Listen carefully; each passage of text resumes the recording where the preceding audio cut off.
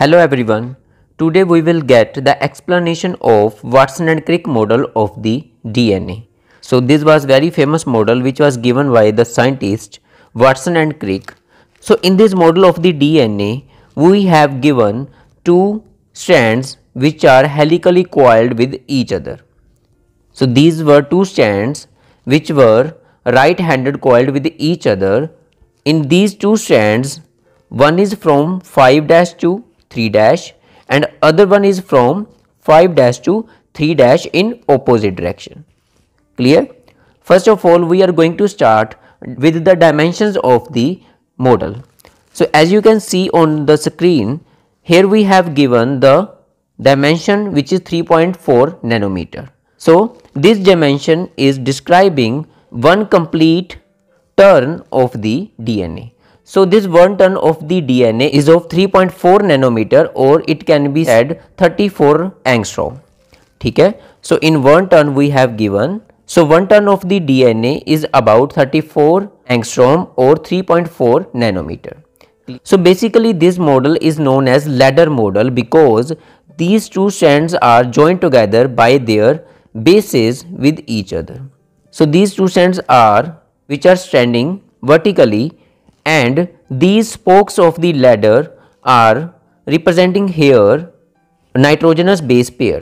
Clear? So as you can see, these are nitrogenous base pairs. So here we have given nitrogenous base pair of the DNA. So in one turn of the double helical DNA structure, there are about 10 base pairs. So if 3.4 nanometer is one turn of the DNA, so there is the distance between two base pair which is 0.34 nanometer because in one turn we have 10 base pairs. So we can say that there will be 0.34 nanometer distance between two base pairs, and this thing is known as major groove of the DNA double helical structure, and on the opposite side which is shallow groove is known as minor groove. So there are major and minor grooves are present in the double helical structure of the DNA. So now we will study the structure of the DNA in detail. So this was the structure of the DNA. So this was the one strand of the DNA which is joined with another strand of the DNA in opposite manner, and they are joined together with the help of these bases in which we can see the A, T and GC. So what are these A, T and GC? So first of all we will learn about this A, T and GC. So these A, T and GC are known as purines and pyrimidines. Pyrimidines contain these three in which we have cytosine, uracil and thiamine. Okay. So these three are known as pyrimidines in which a benzene like structure is present. So these three are the pyrimidines.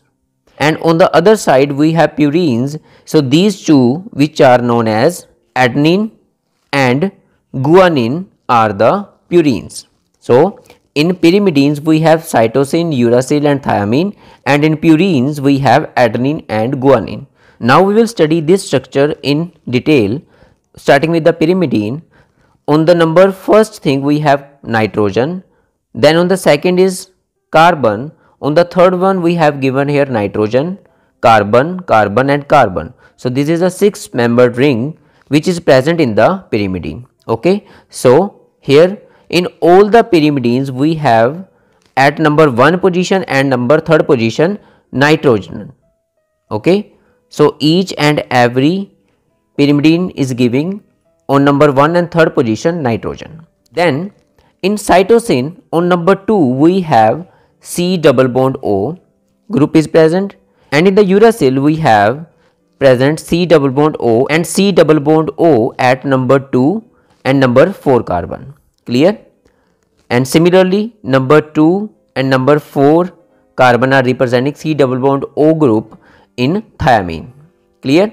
And in cytosine here we have amine group which is present at number 4 carbon.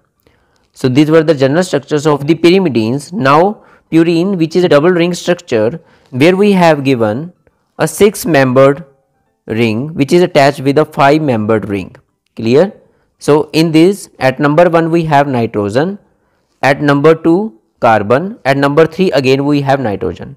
So in all the pyrimidines and purines we have nitrogen at number 1 and number 3rd position, and in purines we have also nitrogen at number 7 and 9 position. So these were the basics which are similar in pyrimidines and purines. Clear?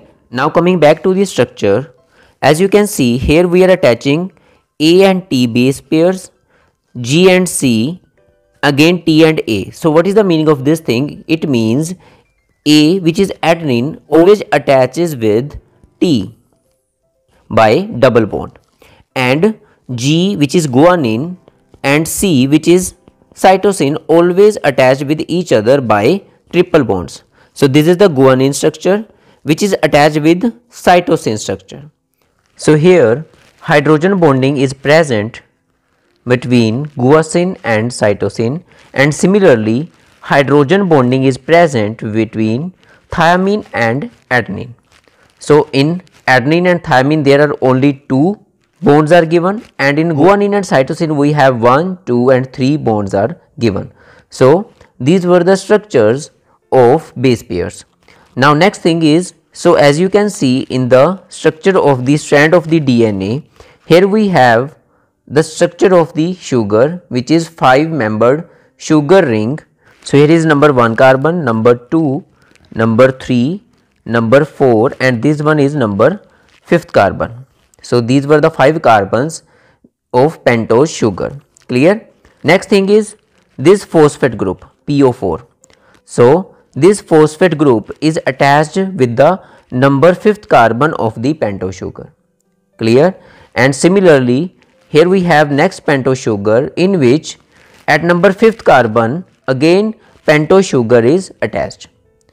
Okay, and this pentose sugar is attached with the upper pentose sugar by 3rd carbon of the pentose sugar. So here we have 3rd carbon, 3rd carbon, 3rd carbon is present. So here 3rd carbon are present. So that is why this is 3' end. Clear? And on the other side here 5th carbon is present on the upper side. So this is 5' end. Clear? And on the other side this strand is going in upward direction, which is from 5' to 3'. So here 3' is present on upper side. Clear? Because these pentose sugars are present in inverted manner. Okay? Because these are present in inverted manner, so their 5th carbon is present on lower side and 3rd carbon is present on upper side. So that is why here we have 3' end, and on the lower side we have 5' end. So this is 5' end. So that is why we have 2 strands in opposite direction, because their bonding is in such a manner they are joined together in opposite manner only. So this is the general structure of the DNA. I hope you will like the video. Thank you.